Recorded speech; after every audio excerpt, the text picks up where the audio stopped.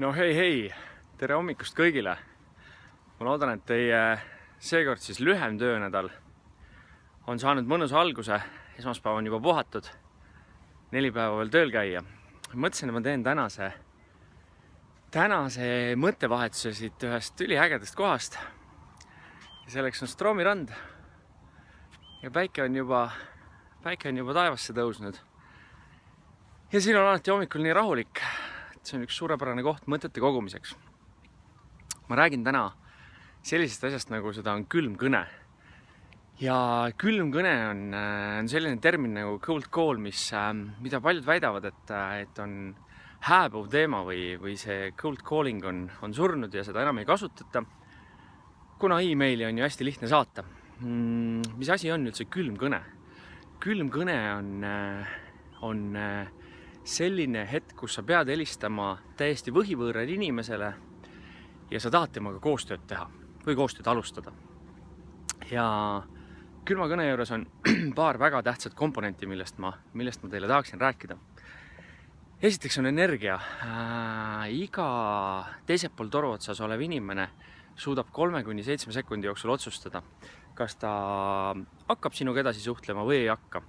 Ja selle aluseks on sinu energilisus ja sinu enesekindlus.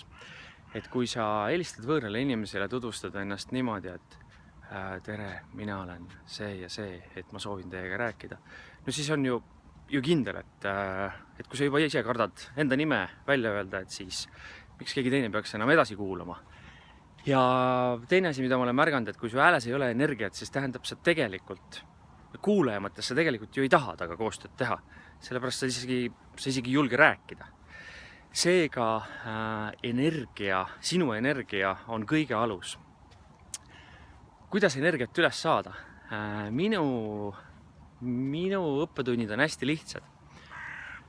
Ennem kui sa hakkad helistama ja see võiks olla hommikune aeg, kasuta mõnda järgnevatest asjadest. Kasuta näiteks soojendajat. Soojendajaks nimetatakse kas sellist klienti või sellist tuttavat, kellega sa saad mõnusa vestluse käima. See tähendab seda, et sa kõigepealt helistad talle, räägid ennast soojaks ja siis hakkad võõrale kliendile helistama. Selleks võib olla mingi poeem, selleks võib olla laul, selleks võib olla podcast, mis iganes paneb sul energia liikuma. Teine asi on see, et laua taga on päris keeruline külmasi kõnesid teha, eriti kui mõni kolleeg sulle veel altkulma otsa vaatab. Et mina teen kõik külmad kõned liikudes ja ma lihtsalt jalutan ringi ja ma tunnen, kuidas laua tagant tõustes hakkab juba energia oluliselt paremini liikuma. Mida sa külma kõnega inimeselt tahad? Sellele, kellele sa helistad. Sa tahad osta tema aega. Ja minul on ülihästi toiminud see, et sa ütled inimesele stardiks või küsid inimese käest, kas sul on 1 minut. Peale seda loomulikult, kui sa oled ennast tutvustanud. Ja vaadake, inimesed hindavad oma aega väga kõrgelt ja kui sa küsid, et kas sul on 1 minut, siis 1 minut tähendab seda, et ta on valmis sind proovile panema. Ja pahatihti ütleb, et jaa, mul on see 1 minut. Ma annan sulle selle 1 minuti. Aga siis sa pead ka väga kindel olema, et sa suudad 1 minutiga ennast piisavalt selgelt väljendada. Mis selle 1 minuti sisse mahtuma peaks? Selle 1 minuti sisse peaks mahtuma sinu olemasolev probleem ja see, kuidas sina või sinu ettevõte suudab probleemi lahendada. Ja see probleem ei pea olema üldse seotud selle kliendiga, kellele sa helistad. See võib olla üleüldine probleem ja sina pakud lihtsalt sellele lahendust. Ehk siis see 1-minutine tekst peab olema niivõrd hästi lihvitud, et inimene jääb seda kuulama. Ja kui sa oled 1 minutiga suutnud inimese tähelepanu äratada, siis ta annab sulle 2 minuti juurde ja saad juba asjadest pikemalt rääkida. Ja mul on seda korduvalt olnud, on ka niimoodi olnud, et inimene ütlebki, et ma panen kella käima ja siis vaatame, palju 1 minuti jooksul siis mõtet jagada suudad. Ja pärast 1 minutit ütleb, jaa, palun, nüüd sa võid edasi rääkida, et sa suutsid mu huvi pälvida. Ehk siis sa põhimõtteliselt ostad endale pärast selle võõra inimese aega juurde. Mida sa lihvima peaks? Ainus, mida sa lihvima pead, on 1-minutine tekst, mida sa räägid. Ja selle juures on tõesti peale igat kõnet mõistlik teha väike kokkuvõte ja küsida endalt, kas see inimene, kellega sa rääkisid, sai aru, mida sa talle öelda tahtsid selle 1 minuti jooksul. Ja kui ei saanud, siis on aeg seda teksti parandada, lihvida nii kaua, kui see on täiesti selge.